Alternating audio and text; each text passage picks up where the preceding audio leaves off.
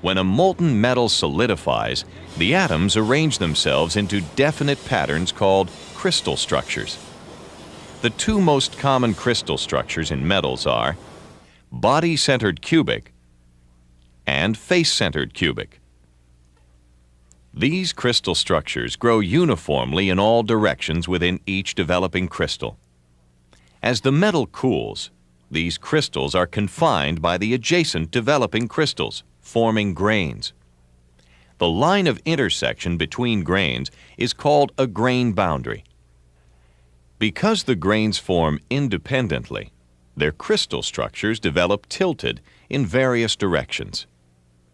All atoms in these crystalline structures are held in place by electromagnetic attraction to neighboring atoms.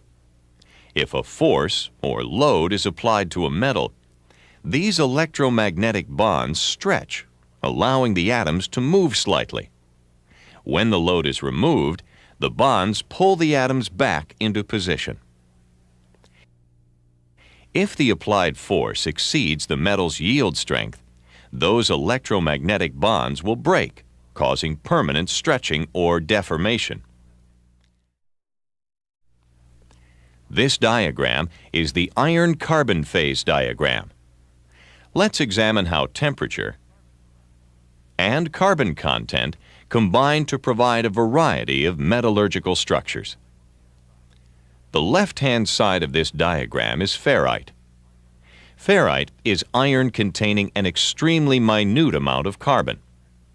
At room temperature, ferrite is magnetic, relatively soft, and has a body-centered cubic crystal structure.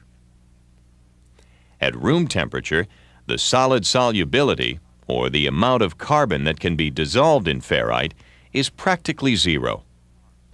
The amount of carbon dissolvable in ferrite increases to only a maximum of 0.025% at 1,333 degrees Fahrenheit.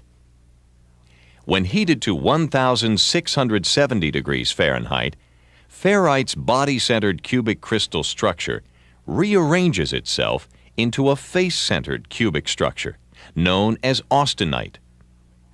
This transformation to austenite is an important phase in the heat treatment of steels. Austenite's crystal structure allows it to absorb up to 0.80% of carbon at 1,333 degrees Fahrenheit, increasing to a maximum of 2.0% at 2,066 degrees Fahrenheit. The right-hand side of this iron-carbon phase diagram represents cementite, also known as iron carbide. Cementite contains 6.67% carbon. Though this phase diagram ranges from ferrite, with very low carbon content, to cementite, with 6.67% carbon, most steels contain less than 2.0% carbon. The carbon content is the major factor in determining the properties that can be developed in steel. The use of very low carbon contents or very high carbon contents provides many different steel compositions with very different properties. For this reason, steel is suited to a wide range of engineering applications. Let's take a closer look at some examples of how carbon affects the hardness of steels. If steel containing 0.030% carbon is heated to about 1,700 degrees Fahrenheit, the structure will consist entirely of austenite.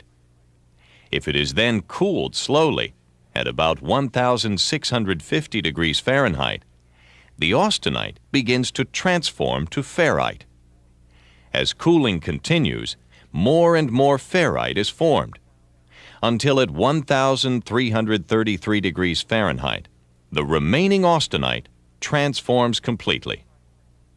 Ferrite can retain only 0.025% carbon at this temperature. So to accommodate the carbon in excess of this amount, the remaining austenite transforms to a mixture of ferrite and cementite in alternating thin, plate-like layers. This structure is referred to as pearlite. At room temperature, The steel is mostly ferrite with patches of pearlite.